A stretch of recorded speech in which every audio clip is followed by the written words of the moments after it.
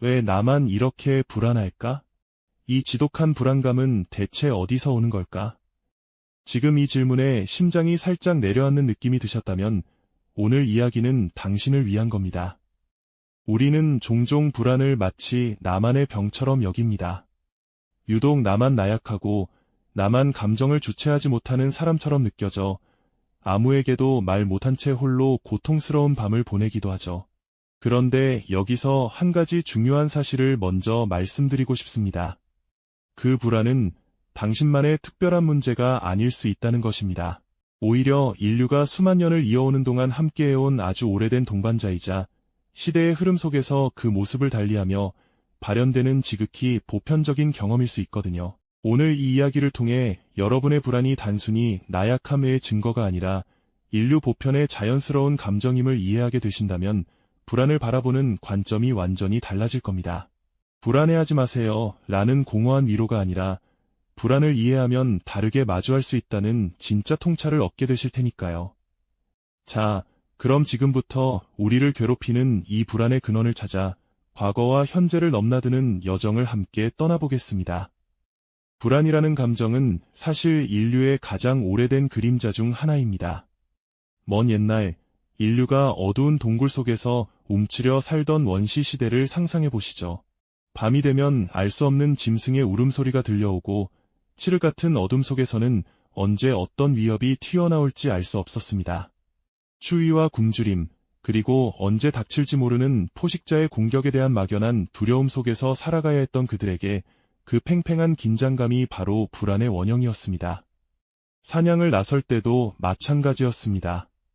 맹수와 맞닥뜨릴지 모른다는 경계심, 사냥에 실패하면 굶주림에 시달릴 것이라는 걱정은 그들을 더욱 예민하고 민첩하게 만들었습니다. 예측 불가능한 자연재해 앞에서 무기력했던 고대인들 역시 불안이라는 감정을 통해 공동체를 형성하고 더 안전한 환경을 찾아 이동하며 미래를 대비하는 지혜를 길러왔죠. 어쩌면 불안은 인류가 여기까지 올 수 있도록 이끈 가장 강력한 생존 엔진이었을지도 모릅니다.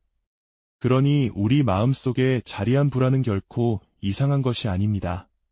수백만 년 전부터 우리 DNA에 새겨진 인류의 가장 자연스러운 감정인 셈입니다.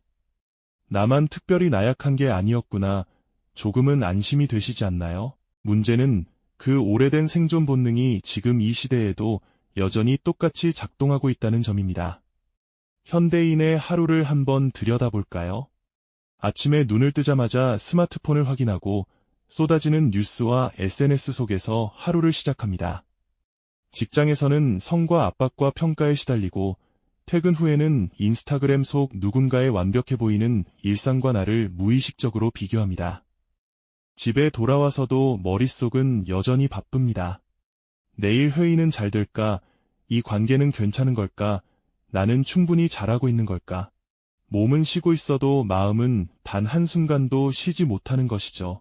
세계보건기구 WHO에 따르면 전 세계적으로 불안장애를 경험하는 인구는 약 3억 명에 달한다고 합니다. 특히 스마트폰과 소셜미디어가 보편화된 이후 젊은 세대를 중심으로 불안감을 호소하는 비율이 눈에 띄게 높아졌습니다. 이건 단순히 개인의 문제가 아닙니다. 우리가 살아가는 이 시대 자체가 불안을 만들어내고 있는 구조라는 뜻이기도 합니다. 과거의 인류는 눈앞의 위협 하나에 집중하며 불안을 소진할 수 있었습니다. 하지만 현대인은 동시에 수십 가지의 걱정을 안고 삽니다.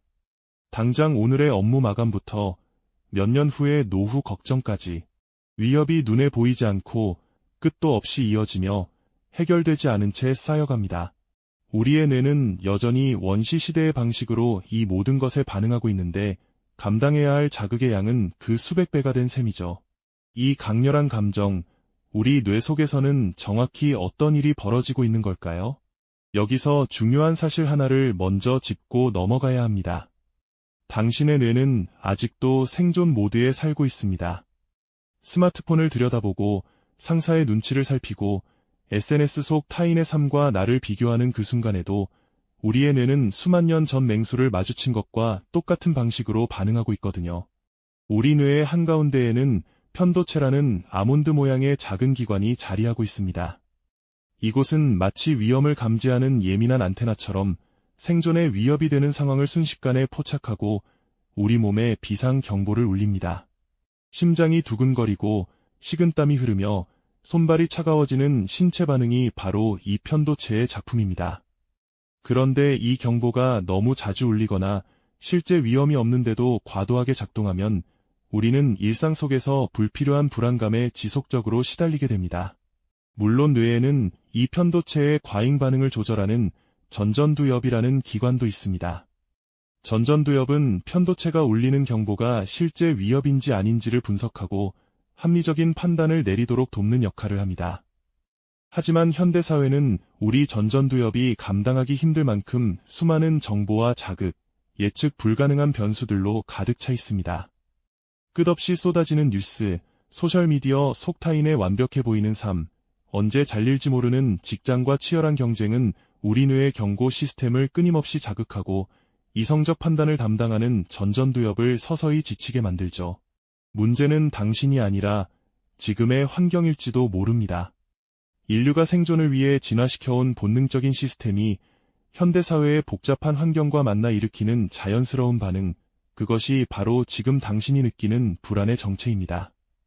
그렇다면 우리는 이 불안 앞에서 그냥 손을 놓고 있어야만 할까요? 절대 그렇지 않습니다.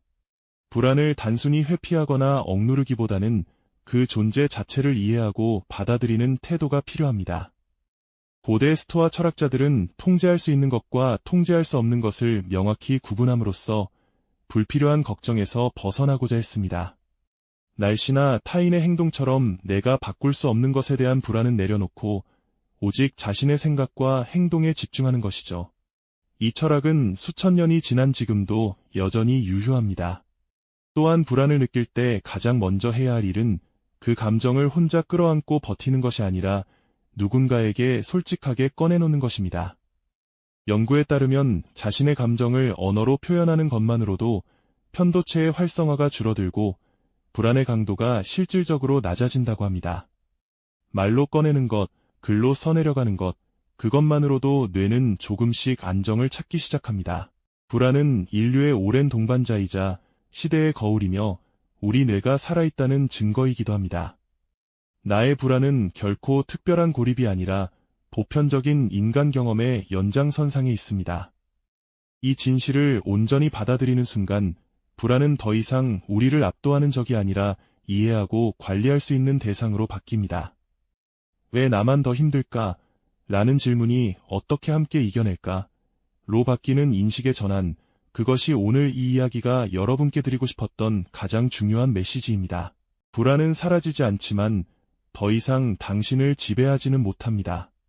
그것을 이해하는 순간 당신은 이미 불안보다 한 걸음 앞서 있는 겁니다.